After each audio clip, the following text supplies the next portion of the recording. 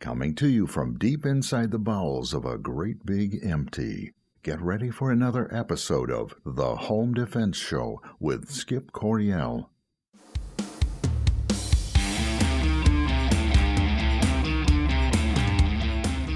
Hello, American families. Welcome to this week's episode of the Home Defense Show. I'm your host, Skip Coryell, and if you love your family, care about them deeply, and want to learn how to protect them in every facet of your life, then you've come to the right place.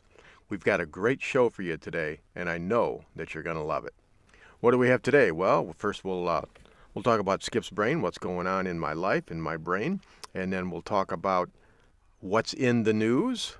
We'll talk some about this latest Kentucky school shooter. And then in segment 2, we're going to be interviewing a fictional character. That's right, folks. Just because someone's fictional doesn't mean they're not real. We will be interviewing the commanding general of none other than the Shadow Militia. And you're thinking, what are you talking about? Who is the Shadow Militia?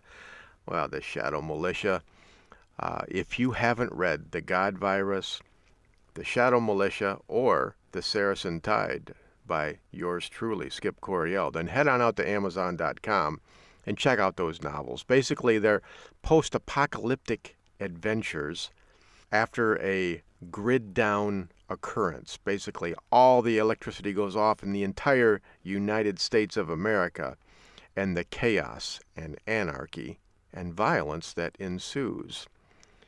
That's what the Shadow Militia is all about. And then in segment 4, of course, we will have our regular wrap-up, and I'll tell you what I really think, and I'll try not to be shy. So, inside my brain, what's going on? Well, the weather is getting better, folks. The weather is getting warmer, and then it's getting colder, and then it's getting warmer, and then it's getting colder. And you know what? It is driving me out of my mind. Either stay warm or cold. Don't do both. Don't go back and forth. It's like you're teasing me. You just tease me with 40 degrees, and then you come back the next day with 15. What is up with that? God in heaven, what are you doing? Please don't do this to me. Global warming, global cooling, global warming, global cooling. I can't take it anymore. Just give me something constant. Other than that, I'm fine. Except for the aching in my head, the vertigo, the nausea. That's right, I have fallen victim. One of the many tens of thousands of Americans who have fallen victim to the flu virus. I don't know what alphanumeric designator it is of the flu, but I've got one of them, and I can tell you it's not fun. It came on me while I was in church on Sunday. I thought I was going to puke all over everybody, but I made it out on time, and just terrible vertigo. My head is spinning. I have body aches, headaches, nausea. I can't wait for the diarrhea. I just can't wait. It's going to be so much fun. All joking aside, I knew it was going to hit me eventually. You know, I'm taking zinc, magnesium, calcium, vitamin C. Oh, gosh. But you know what? In the end, the virus always wins. They just keep coming. They never give up. They're relentless. In the end, the virus will get us all. Okay, enough happiness. Let's go to the news. All right, what do we got? We got an article here. Looks like it's from CNN. We had, oh my gosh, another school shooting. You know, is there a mass shooter every single day in this country? Do we have that many crazy people? We just can't run out. It's sad. CNN.com, Kentucky school shooting, 2 students killed, 18 injured. Another high school has turned into a scene of carnage, this time in western Kentucky. 16 people were wounded, 2 of them fatally, after a shooter opened fire Tuesday morning at Marshall County High School, authorities said. 4 others sustained various injuries. A 15-year-old male student was arrested at the scene, Governor Matt Bevin said. On Wednesday, he was charged with 2 counts of murder and 12 counts of first-degree assault. After the boy has a probable cause hearing and a detention hearing in the next 2 days, prosecutors will start the process of charging him as an adult, Darnell said. A grand jury will meet on February 13, and the charges could change. Wow. Victims were identified as Bailey Holt and Preston Cope, both 15. Bailey died at the high school, and Preston died at Vanderbilt University Medical Center in Nashville. Our hearts go out to the parents. I can't imagine that. It's terrible. It's just really, really bad. But hey, it's going to happen. It's going to keep happening. That's going to be the subject of my review and comment on the news in segment 4. So I'll tell you what I really think about this in segment 4. But folks, let's go. Let me give you a few facts, a little bit of background. I'm opening up the book Countering the Mass Shooter Threat, written by Michael Martin from United States Concealed Carry Association. This is the new curriculum that I'll be teaching to churches, businesses, schools, whoever wants it. I just met with a church last night to talk about this, and I have another meeting next week. I met a week before that as well. So I'm meeting with a church every single week on countering mass shooter threats. So I guess that's good that people are waking up and that they're willing to take responsibility for their own personal protection and the protection of their congregations. So that's good. What have we learned about mass shooters? Oh, here's an interesting quote here. The federal government defines an active shooter as an individual actively engaged in killing or attempting to kill people in a confined and populated area. That makes sense. The primary motive in these incidents appears to be mass murder. That is, the shooting is not a byproduct of an attempt to commit another crime. All right, so that's the definition of a mass killer. Historically, one of the central motivations in these cases, although not the only one, is a desire for notoriety and a desire for infamy. And now we have a setting, a cultural and social setting, where your act of multiple homicide will be known about internationally within moments. So there's a twisted incentive that didn't exist a generation ago. Did you know that there were 74 Columbine copycats? Columbine, of course, was in 1999, I believe, April 20th, 21st, something like that. 53 of the plots or threats were thwarted by law enforcement before they could ensue. 21 of the attacks were not. And out of those, 89 dead resulted and 126 wounded. 14 of those copycat attacks were planned to fall on the anniversary of the Columbine shooting. 12 were thwarted, while 2 were successfully carried out on different dates. 13 of the plotters indicated that their goal was to outdo the body count of Columbine shooters Eric Numbnuts and Dylan Butthead. Sorry, I'm not going to say their names. Here's an interesting quote by Malcolm Gladwell from The New Yorker. The problem is not that there is an endless supply of deeply disturbed young men who are willing to contemplate horrific acts. It's worse. It's that young men no longer need to be deeply disturbed to contemplate horrific acts. Now, is that a mouthful or what? What does that mean? You know, I've always thought, hey, these people are crazy. These people are crazy as loons. But the problem is, our young people aren't seeing these acts as crazy. They're seeing them as normal. That is not a good thing. That does not bode well for America at all. This just makes me happy that I homeschool my kids. At least when they're here, I can protect them from stuff like this. The last thing you want to do at the Coriel Academy, the Coriel Homeschool Academy, is come in with a gun. That would be the last decision you ever made. But again, it's horrific. All right, here's a snapshot. Active shooter events have occurred in the U.S. since Columbine. 165 active shooter events have occurred in the U.S. since Columbine. And this, I think, is a year old. So there's more. 48 of those active shooter events met the FBI's definition of a mass shooting. That means 4 or more fatalities. 448 people were killed at mass shootings, not including the shooter. And 369 people were wounded at mass shootings. That's since Columbine. Folks, that's a lot of people. Here's the breakdown on where they occur. 46% occur at businesses. That's the highest number. That's the highest percentage. Almost half occur in your place of business.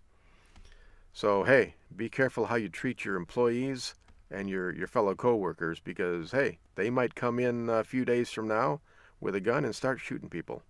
The problem is most of your places of work, the employer will not let you carry a gun or a knife or a weapon or anything. You're helpless. 3% occur in healthcare facilities, 4% in houses of worship. See, I thought it was more than that. I thought there were more church shootings, but 4%. 4% in residencies where people live, 10% on government properties, 24% on educational places like colleges, schools, things like that, and then 9% in the outdoors. And this is interesting too. In 40% of these events, the shooter committed suicide. 23%, they were shot by the police. 7% of the time, they were subdued by police. 4%, they surrendered to the police. That's a pretty low number. 8% of the time, the attacker just left on his own. But here's a good number. 14% of the time, the attacker was subdued by the intended victim. So the victims rose up and took the bad guy down. I'd like to see that number 100% of the time right there. And that's what this class, countering the mass shooter threat, is all about. We want to raise that number from 14% to 100%. Get it as close as we possibly can. Oh, and don't forget this. 4% of the time they were shot by the intended victim. So that's really 18% of the time the victims stopped the bad guy. Wouldn't it have been great if that could have happened on 9/11? If America had that mentality, that warrior mindset, so that when those two planes that crash into the Twin Towers, those bad guys, Islamic terrorists, took out those box cutters and we just kicked their butts. That's what should have happened. But hey, pre-9/11 was a whole different world than we have right now.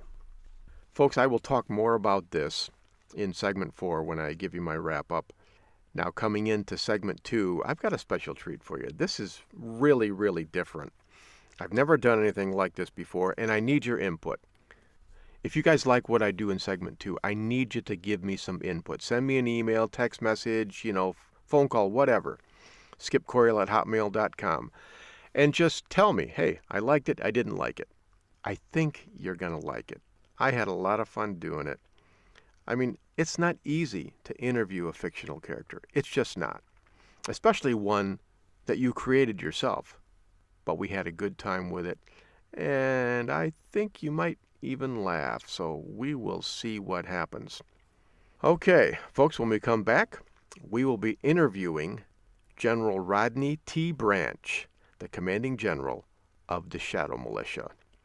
Okay, folks, while we're gone, you got 2 minutes. Check out our sponsors, Firearms Legal Protection. Go to firearmslegal.com/Midwest Tactical. Check that out. And then go to elitefirearms.us. Check out Larry Jackson and all the great services that he offers to you and your family.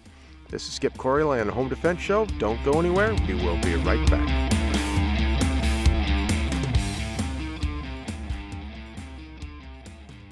My name is Skip Coriel. Welcome to the Home Defense Show with my dad, Skip Coriel. Don't go nowhere. We'll be right back. This is Skip Coriel from the Home Defense Show, and I want you to have the very best handgun that money can buy. And that's why we recommend you visit Larry Jackson at Elite Firearms and Training. As a concealed carry instructor, I see people every week out on the range with guns they can't shoot properly because they didn't know what to buy. That will never happen at Elite Firearms and Training. Larry Jackson will personally fit you with your very own personal defense pistol. So call Larry Jackson today at 616-299-8715 or visit elitefirearms.us. This is Colonel Danny Gillum. I host Frontlines of Freedom, a weekly syndicated military talk radio show. One of my co-hosts is Skip Coryell, the host of this show. We cover things that impact military and veteran communities, and we do it from the veteran's perspective. The show is broadcast across the nation and is also available as a podcast on our website, frontlinesoffreedom.com. Please join Skip and me weekly on Frontlines of Freedom.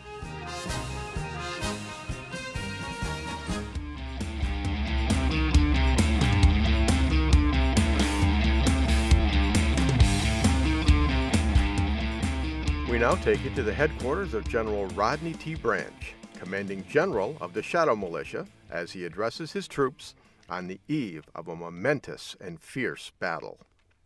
Good evening, men. I thank you for joining me tonight. Together, we've gone into battle against astronomical odds. We've defeated the vicious, cutthroat gangs from the south. We've decimated the Saracen tide from the east. But now, just when we thought we could rest, we are faced with our most evil and villainous enemy. That's right, men.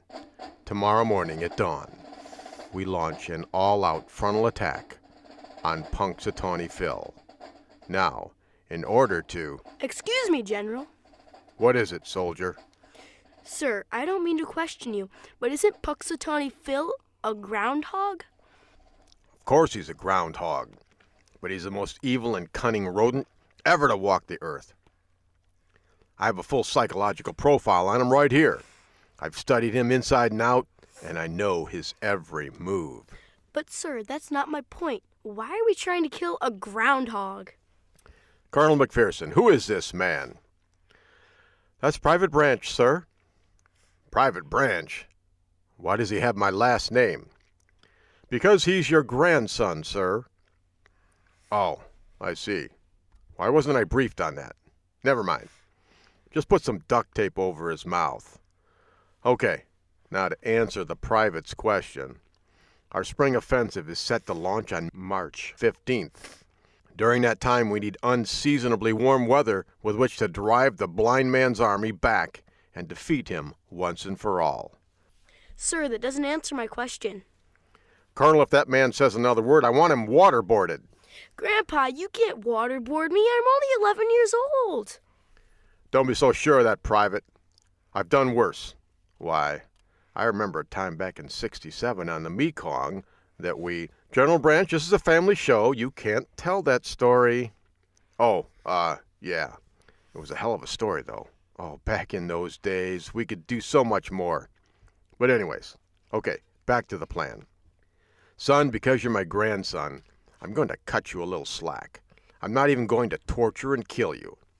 According to our meteorological experts, this guy Phil pops his head up out of his bunker every February 2nd, and if he sees his shadow, then 6 more weeks of winter ensues. And that, gentlemen, is totally unacceptable to my plan. Therefore, we now launch Operation Early Spring. And when that little furball pops his little head out, we blow it clean off. But Grandpa, you can't do that. He's just a defenseless little animal. The hell I can't, Private. I will exterminate that hog with extreme prejudice and then eat his liver for breakfast. No, Grandpa, no! Colonel, throw that man in the brig. I want him court-martialed for insubordination. We now return you to your regularly scheduled programming. No groundhogs were harmed during the recording of this show. No groundhogs were harmed? What is he talking about? Colonel, what's he talking about? Of course they were harmed. I want that groundhog's head. I want him gutted, dried, and jerked out by morning. Make it spicy. I like my jerky hot and spicy. And drag the announcer out back and put him in front of a firing squad. I don't like him. I don't like him at all. Okay, folks, this is Skip Coryell again. You may notice a bit of a similarity between myself and General Branch. Well, because he's a part of me. I created him. He is the main character in the God Virus Apocalyptic Adventure series. Now, there's a few thousand of you out there who know exactly what I'm talking about because you've read all three of the books, and you're mad at me because I haven't written the fourth and final book, The Blind Man's Rage. I'm working on it. I'll get it done. I got a lot of things to do. But for the benefit of those who don't know what I'm talking about, I'm going to let you know because I have a feeling we're going to hear from General Rodney T. Branch again. So I'm reading from The Saracen Tide. That's book 3 in the God Virus series. What has gone before? In book 1 of this series, The God Virus, a cyber terrorist attack takes out the American power grid, leaving the entire country in darkness, death, and widespread chaos. Oh, I like that. Dan Branch and his son Jeremy have to sojourn through northern Wisconsin to the Michigan Lower Peninsula to the safety of his Uncle Rodney's home. Uncle Rodney, an eccentric hardcore prepper and Vietnam vet, tries to rescue Dan but fails. It takes Dan and his son 6 months to reach the safety of the northern Lower Peninsula. On the way, Dan is forced to kill many men. He also rescues Jackie, a damsel in distress, and marries her. When they finally reach Iroquois City, Uncle Rodney reveals he is the commanding general of the Shadow Militia, and a mob of over 1,000 cutthroats and thieves will be attacking within the week. In Book 2, The Shadow Militia, Dan Branch, Uncle Rodney, and Sheriff Leaf, you may recognize that. That's Leaf, L-E-I-F. All similarities to persons living or dead are purely coincidental. Lead the citizens of Iroquois County into battle against thousands of vicious and deadly gang members hell-bent on destroying anyone who resists their quest for power. Through sheer tenacity and great sacrifice, the army of cutthroats is stopped, but not before they destroy much of Iroquois City. Hundreds of townspeople are killed or wounded. The patriots of Iroquois County have earned a rest, but repose is not in the cards, because a new, larger, and deadlier threat is on the way. Will the Shadow Militia and the people of Iroquois be able to defeat this newest threat? The story begins where it left off. I am proud to give you The Saracen Tide. Oh, yeah. I read from the back of The Saracen Tide here. In Book 2, The Shadow Militia, Dan Branch, Uncle Rodney, and Sheriff Leaf led the citizens of Iroquois County into battle against thousands of vicious and deadly gang members, hell-bent on destroying anyone who resists their quest for power. Now in Book 3, the town is besieged with a greater and deadlier threat, as an army of 30,000 jihadists make their way north through Michigan, killing anyone who will not convert to Islam. Will the Shadow Militia and the people of Iroquois be able to defeat this newest threat? The story begins where it left off. I am proud to give you The Saracen Tide. Oh yeah. And now, right now, I'm writing The Blind Man's Rage, which I really hope is the final book in this series because I need to move on to something else. There's only so many tens of thousands of people you can kill before you get wore out. Okay, folks, that was enough shameless promotion. Let's move on. We were speaking about Groundhog's Day. Groundhog's Day is just an awesome day for me, and I'll tell you why. February 2nd. Groundhog's Day is the beginning of the end of winter. Winter's not gone. It's still strong. It's still there. It still comes back. Winter is a stubborn wench. She wants to stay. She wants to continue persecuting people, making us suffer, wants us to be cold. But spring is on the way, and Groundhog's Day is a day when it might just happen. But first, we have to keep that groundhog from poking his furry little head up out of that hole. And that's where General Rodney comes in with Operation Early Spring. My son, Cedar, he played the part of Private Branch. And he could hardly keep from laughing through the whole thing. So, if my 11-year-old son laughs, I know it's funny. Otherwise, who knows, because I'm crazy as a loon.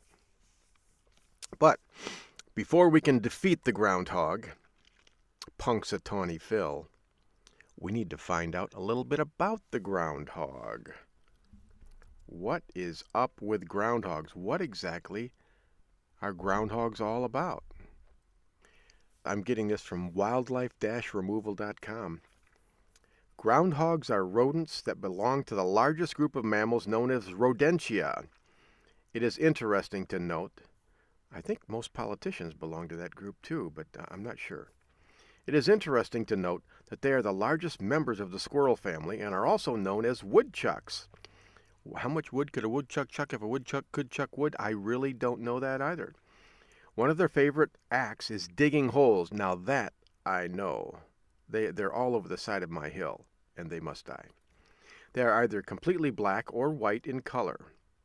Completely black or white? That's not right. There's a picture right here. They're more kind of brown. Groundhogs spend most of their time eating or sunning when they are not hibernating or caring for their young ones. They particularly like tomatoes and fruits. Yeah, they sure do. They wiped out my entire garden one year. But I got my revenge. General Rodney T. Branch style, I might add. Groundhogs are real experts in digging and can dig deep into the ground and thus gain access to the food they like. They cause a lot of damage around homes if they choose to dig under foundations and other vulnerable areas. We had one in our crawl space when we first moved in. He decided to leave. Since they take out the mud from the base of buildings, they can cause serious damage to the entire structure. Groundhog holes can be dangerous for some pets, as well as if they happen to step into a hole and break or injure a leg. I know farmers don't like them either, because they'll dig holes throughout their fields, and they can drop their tractors down into them, and combines and all that stuff, plows. They're just not fun. While dealing with groundhogs, woodchuck repellents, deterrents, mothballs, or sprinkling coyote urine around the yard can help to deter the varmints without using poison. What's wrong with poison? I don't like this website. Poison is so much more efficient. Regardless. Hey, last time I got rid of them using gopher gas. All you got to do is you got to hold it. Before I tell you this, first, we need to find out if it's legal. Hold on. I'm going to go over to mi.gov/DNR. Woodchucks. Small game overview. Woodchucks/groundhogs. Hey, statewide, no closed season. That means we can kill them any time of the year. Groundhogs may be taken year-round with a valid small game hunting license. I have a small game hunting license, and it's valid. Wow. Okay, back to our regularly scheduled program. So I took out all of these groundhogs using gopher gas. It's kind of a sulfur-based gas. You find all of the holes. You cover up all but one, and then you throw down some gopher gas. You light it. It's like a bomb, and you throw it down in there, and it consumes all of the oxygen there and replaces it with sulfur gas, which woodchucks really don't like. And did you know that woodchucks, groundhogs, they're also hemophiliacs? Yep, they bleed. So you don't have to make a good shot at them. They will still go down. All right, that is about the woodchuck. They're legal. They're always in season. And I've heard when you get them young, they're a fine, tasty meal. So we'll talk about that more when we come back.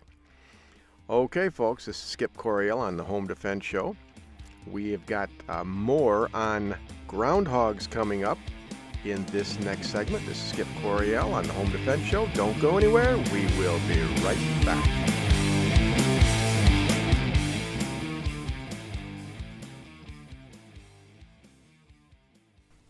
This is Felix Coryell on the Home Defense Show.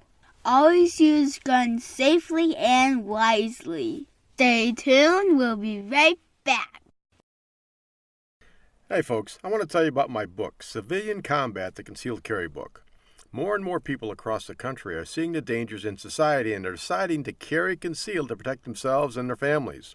My new book lays it out step by step. It'll teach you how to protect and defend the ones you love. Get the benefit of 17 years of teaching experience and a lifetime of training for this important role in society and in your family. You can get Civilian Combat real easy. Just go to Amazon.com, search on Skip Coryell Civilian Combat, and it'll pop right up there. Don't put it off any longer. get Civilian Combat, the Concealed Carry book by yours truly. Wouldn't it be wonderful if life was like the movies and the good guys always won? In today's world, if you're forced to use your firearm to protect yourself, you will need protection. Firearms Legal Protection is here for you. FLP provides you with seasoned, experienced attorneys that handle your criminal and civil matters as a result of you protecting yourself. FirearmsLegal.com provides its members with uncapped attorney's fees, bail bond protection, and coverage in all 50 states. We are not a reimbursement plan. You can access uncapped attorney's fees for as low as $10 a month. Firearms Legal members are provided with educational services, training videos, and access to our vast national attorney network. While you're protecting yourself, let Firearms Legal protect you. Listen up, folks. This is important. There are plenty of legal protection services out there, but none will protect you as well as Firearms Legal Protection. This is the one I use and the only one I recommend. Visit firearmslegal.com/Midwest Tactical and protect your family now.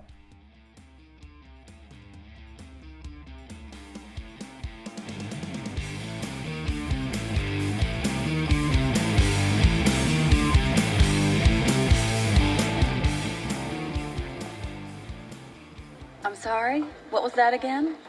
I'm a god. You're God. I'm a god. I'm not the god. I don't think. Because you survived a car wreck? You folks ready to order? I didn't just survive a wreck. I wasn't just blown up yesterday. I have been stabbed, shot, poisoned, frozen, hung, electrocuted, and burned. Oh, really? Every morning I wake up without a scratch on me, not a dent in the fender. I am an immortal. And there you have it, folks. That's the plot line to the movie Groundhog Day with Bill Murray. And just for the record, he is not a god. But wonderful movie. My family and I, we watch that movie every single Groundhog's Day. In fact, in a few days, it'll be Groundhog Day again. And myself and Sarah and the three little ones, we're going to sit down, we're going to pop in that movie, and we are going to have pizza while we watch this movie. And it's just an awesome time with the family. We're building family memories. Now, the kids, they wanted groundhog pizza. You know, but I got to tell you, unless you plan ahead, groundhog is really tough to get this time of year. So I think we'll use venison, and we'll just have to pretend that it's groundhog. Unless Pizza Hut or Little Caesars has a special, I'll have to check on that. Go, yeah, is groundhog in season? Can I get groundhog today? In keeping with our Groundhog Day special, let's check out the movie Groundhog Day and find out, hey, what's that all about? Groundhog Day was released in 1993, an American fantasy comedy film directed by Harold Ramis. Remember Harold Ramis from Ghostbusters? Starring Bill Murray and Andie MacDowell. Andie MacDowell she was a perfect woman for that part. She just seemed so, wholesome, I guess. Wholesome and honest and open. You know, she could be a total tramp in real life. I don't know. We'll assume that she's not, though. And, of course, Chris Elliott, the comedian. I don't believe he did a lot of acting before that, but he just played such a good part. It was written by Harold Ramis and Danny Rubin, based on the story by Danny Rubin. Murray plays Phil Connors, an arrogant Pittsburgh TV weatherman who, during an assignment covering the annual Groundhog Day event in Punxsutawney, Pennsylvania, finds himself caught in a time loop, repeating the same day again and again. After indulging in hedonism and committing suicide numerous times, he begins to re-examine his life and priorities. Now, think about it. If you had your choice of repeating the same day over and over and over again, which day would you choose? I'm not sure I have a good answer for that. I don't know if I've ever had a day that was so good, I want to keep living it over and over and over. Now, I mean, there's a few, actually quite a few, that I wouldn't mind living over again just the one time so I could do something different. You know, my first and second wives come to mind, but, you know, even then, when you look back on your life, right, this kind of a motif where you go back and change history or relive history, even if you took your worst day, you know, we'll take, you know, one of my ex-wives. I go back, I relive the day that I met them, and I make sure that I never meet them. What did I just do? Well, yeah, I saved myself a lot of pain, but I'm also out, you know, 2 children and 11 grandchildren. So do you really want to do that? I'm guessing no. Hey, your mistakes are your own. You own them, and they are what makes you who you are. On its release, Groundhog Day was a modest success and garnered generally positive reviews. It gained stronger appreciation among critics and film historians over time, and is now often listed among the best comedy films ever. Yeah, I can relate to that. Yeah, it was just an awesome film. I like that one a lot. All right. A little bit of trivia. Did you know that Bill Murray was bitten by the groundhog during the filming? You know, in that car chase where he kidnaps Punxsutawney Phil and then he drives into the gravel pit and commits suicide with the groundhog. You know, that groundhog would only bite me just the one time, and I'd do a number on him. I don't like groundhogs. I'm sorry.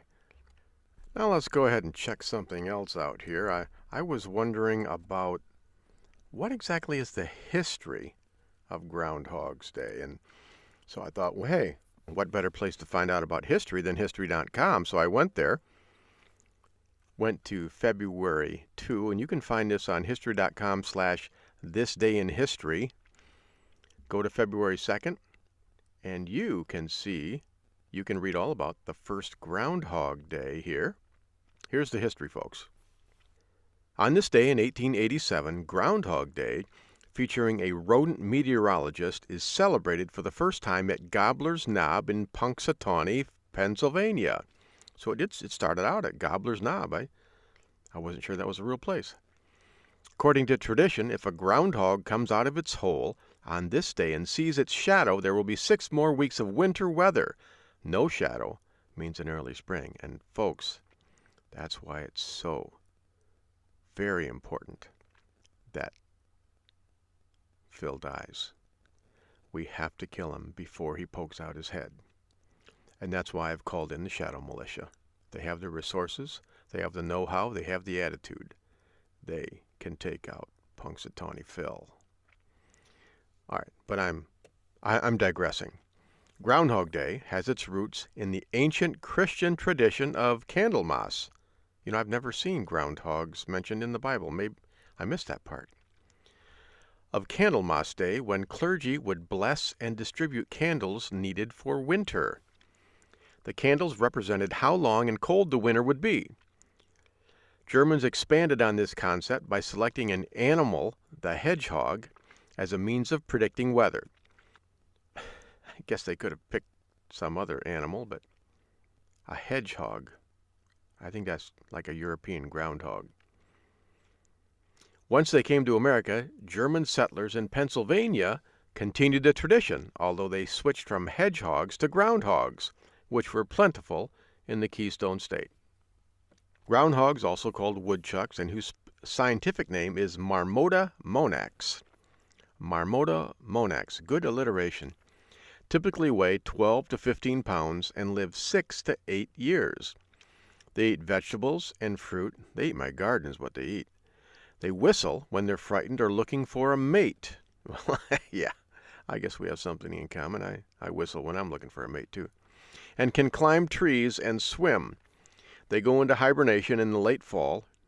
During this time, their body temperatures drop significantly.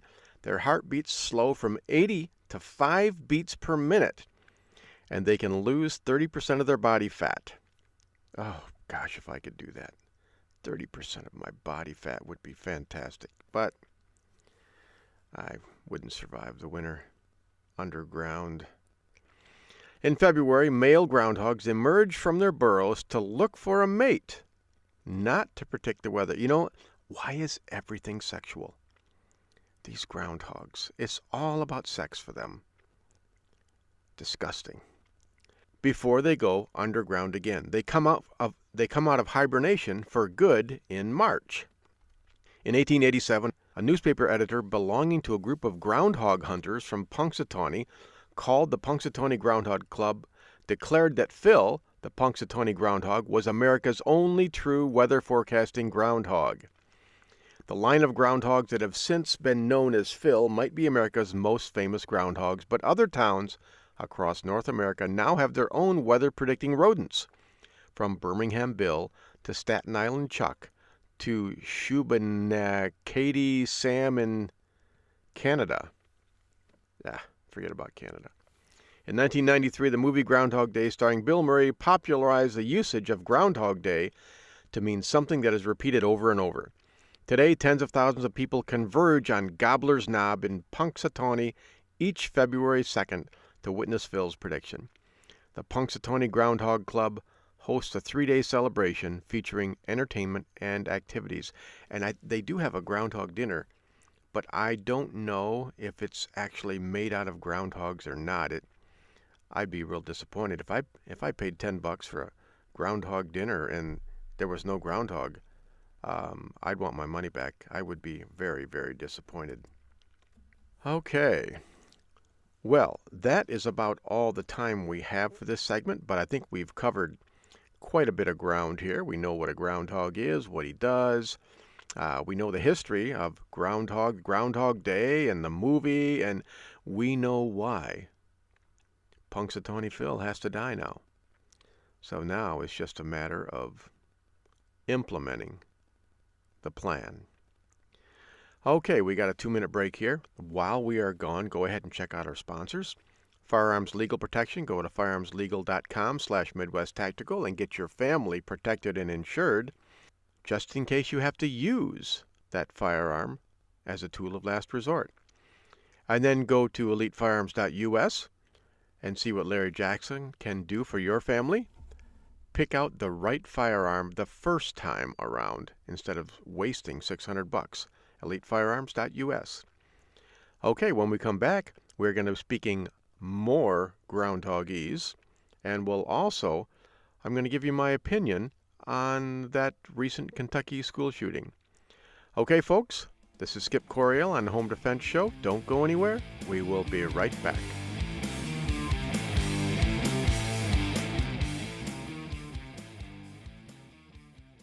Welcome to my dad's Home Defense Radio Show. You're gonna love it. Hey folks, I want to tell you about my book, Civilian Combat, the Concealed Carry Book. More and more people across the country are seeing the dangers in society and are deciding to carry concealed to protect themselves and their families. My new book lays it out step by step. It'll teach you how to protect and defend the ones you love. Get the benefit of 17 years of teaching experience and a lifetime of training for this important role in society and in your family. You can get Civilian Combat real easy. Just go to Amazon.com, search on Skip Coryell Civilian Combat, and it'll pop right up there. Don't put it off any longer. Get Civilian Combat, the Concealed Carry Book by yours truly, Skip Coryell. This is Colonel Danny Gillum. I host Frontlines of Freedom, a weekly syndicated military talk radio show. One of my co-hosts is Skip Coryell, the host of this show. We cover things that impact military and veteran communities, and we do it from the veteran's perspective. The show is broadcast across the nation and is also available as a podcast on our website, frontlinesoffreedom.com. Please join Skip and me weekly on Frontlines of Freedom. This is Skip Coryell from the Home Defense Show, and I want you to have the very best handgun that money can buy. And that's why we recommend you visit Larry Jackson at Elite Firearms and Training. As a concealed carry instructor, I see people every week out on the range with guns they can't shoot properly because they didn't know what to buy. That will never happen at Elite Firearms and Training. Larry Jackson will personally fit you with your very own personal defense pistol. So call Larry Jackson today at 616-299-8715 or visit elitefirearms.us.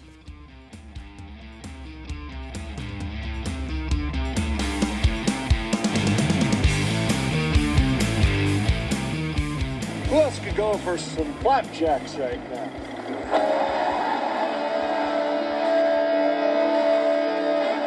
Let me ask you guys a question. Shoot. What if there were no tomorrow? No tomorrow. That would mean there would be no consequences. There would be no hangovers. We could do whatever we wanted. Ah! That's true. We could do whatever we want. Okay, folks, welcome back to the Home Defense Show. This is segment 4, the final wrap-up. It's where I tell you what I really think. I get candid. I get downright in the muck and mire of what I think. That, of course, was an excerpt from Groundhog Day with Bill Murray. I just love that show. I'm going to do something here. I don't know. I haven't done this in a while on the show. I am going to crack the dew. I've been cutting back on my Mountain Dew. Some people say it's bad for you. I don't know. Maybe I should do some research on that. But today, I'm not feeling well. I need a little pick-me-up. So here we go.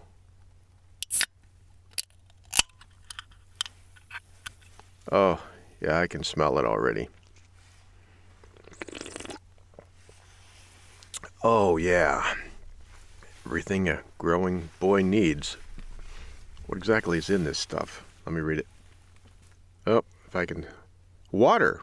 The first ingredient is water. I knew it was good for you. Water is very good for you. High fructose corn syrup. Not sure about that one. Some kind of sugar, I guess. Concentrated orange juice. Now, there you go. The third ingredient is orange juice. That's definitely good for you. Citric acid. Now, all right, that might not, I'm not sure about that one. But I'm going to keep an open mind. Natural flavors. Which flavors? Could be dirt for all I know. Sodium benzoate. Preserves for freshness. Caffeine. That explains the kick. Sodium something 08. Sodium citrate. I can't really pronounce any of these other ones. I think I saw these in my chemistry lab when I was a kid, but I'm not... maybe I ought to look into this a little bit more. These might... I'm not sure if Mountain Dew is good for me. I'll have to check this out. Hold on, let's do a quick web search here.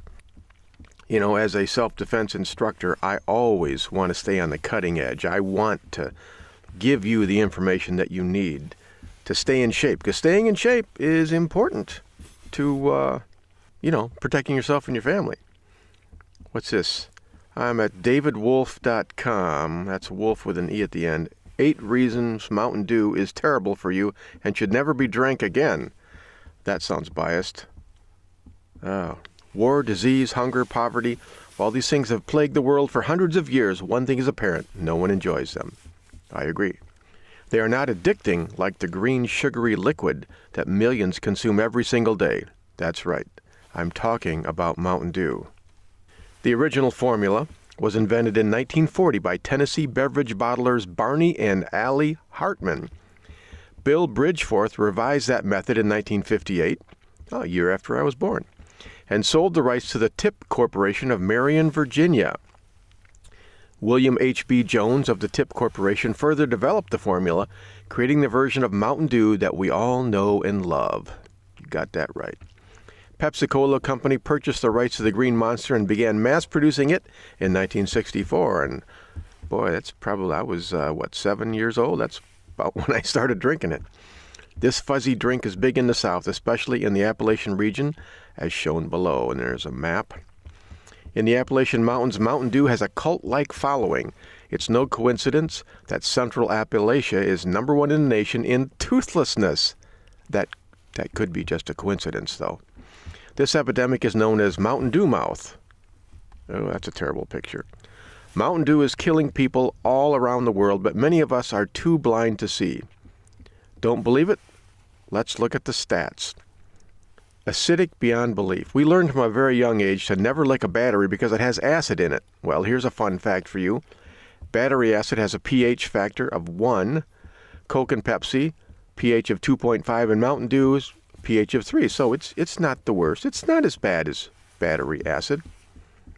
Testosterone changes. There's always been a rumor that Mountain Dew makes young men's genital regions smaller. Well, that's not necessarily true. Okay, it's not necessarily true, and it's just a rumor. The bottle it comes in does affect hormones. Well, I drink my Mountain Dew primarily from the can whenever I'm able to do that. Cans are much better. They get colder, stay colder longer, and no BPA, whatever that is, preservative things. The results show that this toxin significantly increases the chance of infertility, reproductive cancers, altering pancreas beta cells, cardiovascular disease, and thyroid dysfunction. Okay, so definitely drink Mountain Dew from the can, not from the bottle. That's what I'm coming away with that. All right. Well, this guy obviously is very biased. Enough said. We don't need to talk about Mountain Dew anymore. I need a drink. Hold on. But it's not addicting at all.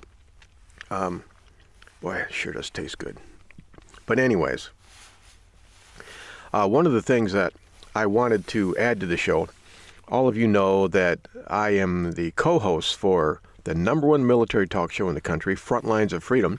We're on 137 stations nationwide, and you can listen to us on frontlinesoffreedom.com.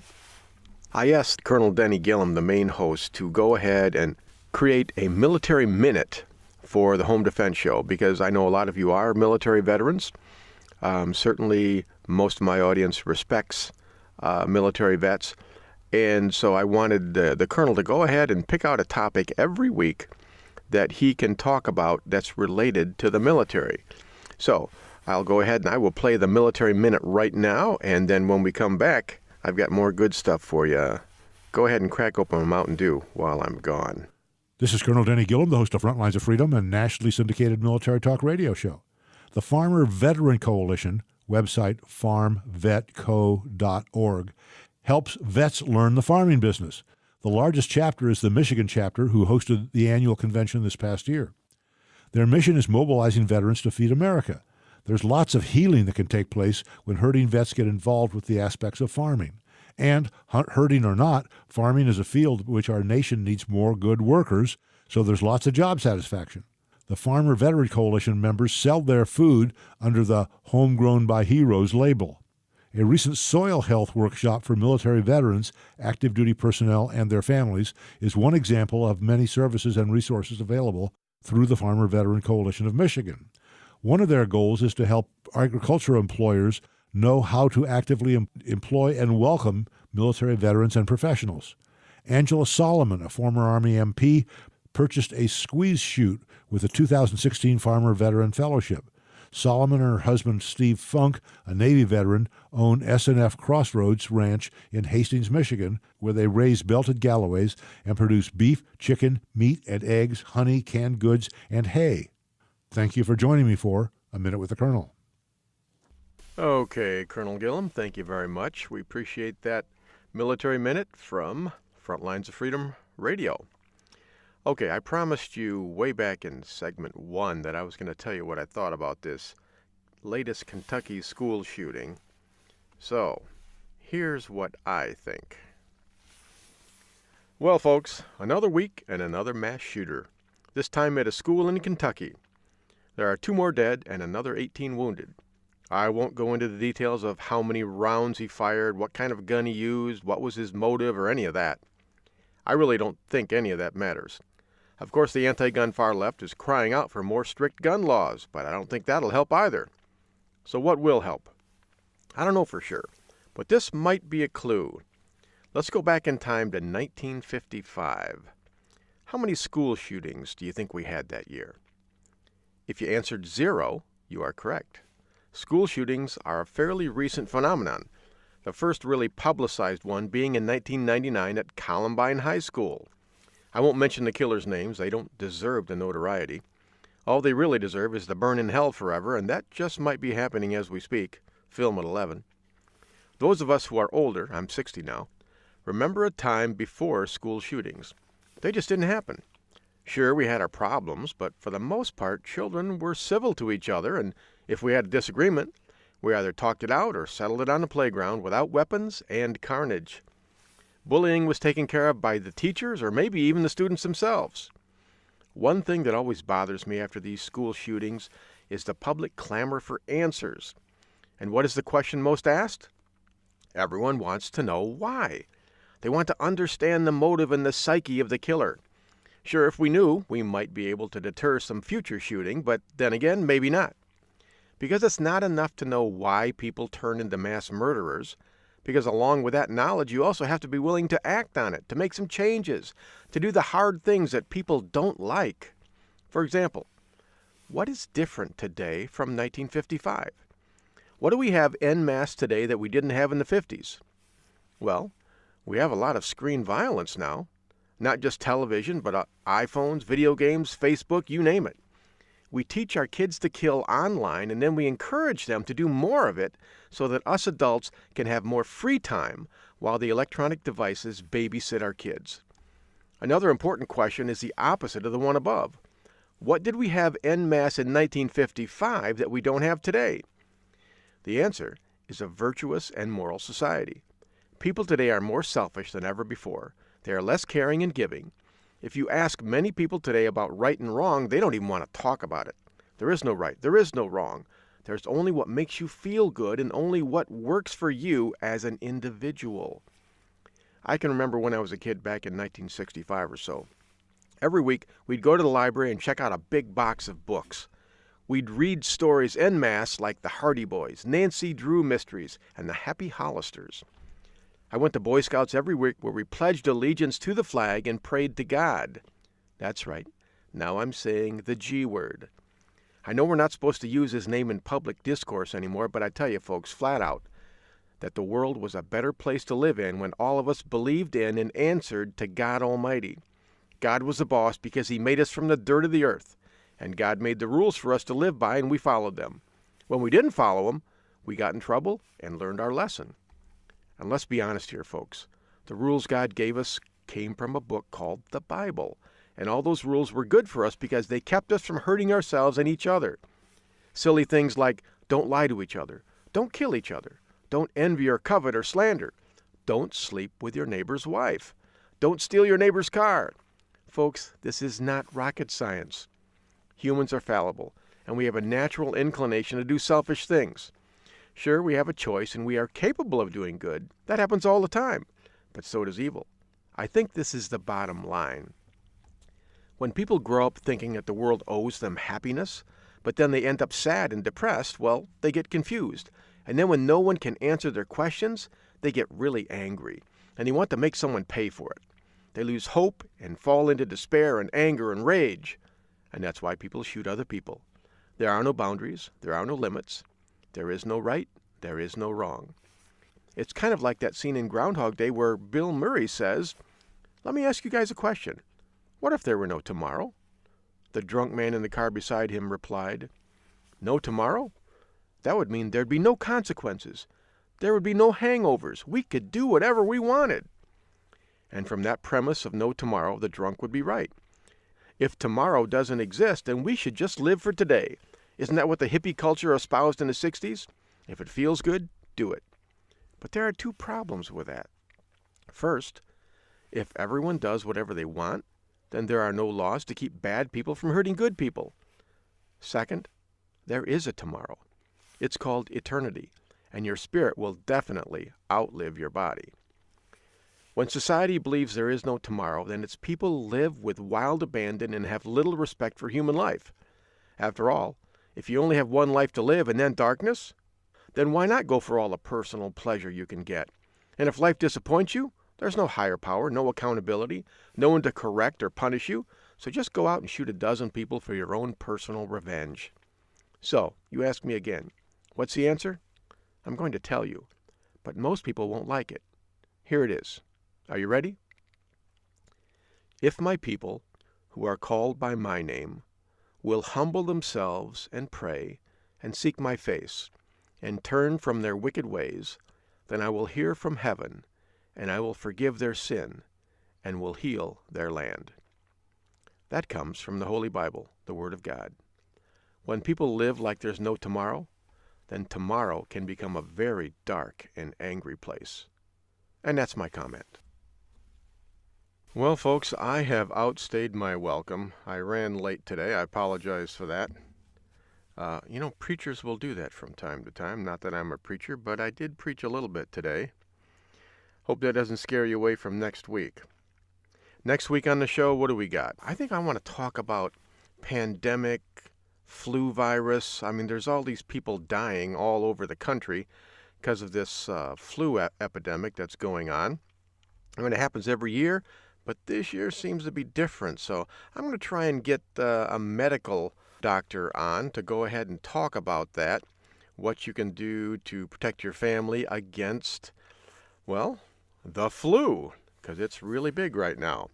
Go on out now. On February 16th, we've got the Berry County Sheriff's Office is having a Church Safety Summit. Check that out. You can go to tvcweb.com to check that out, or just do a search on Berry County Sheriff's Office and pull up their website. All the info will be right there.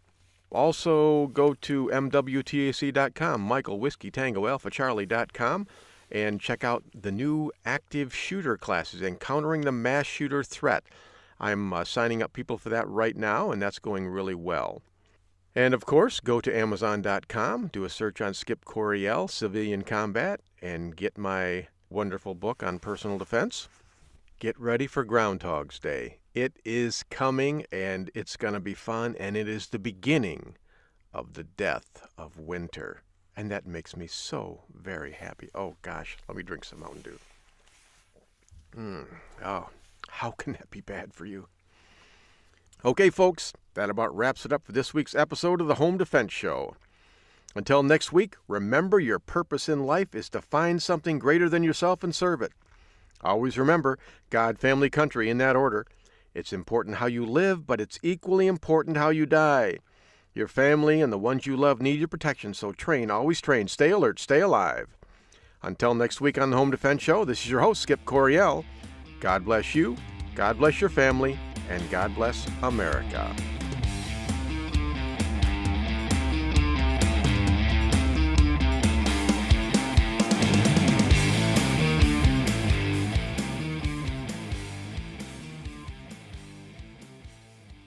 Thank you for joining us this week on the Home Defense Show. Now, get out there and protect the ones you love. We'll see you next week with more of the best in home defense. Bye-bye, boys! Have fun storming the castle!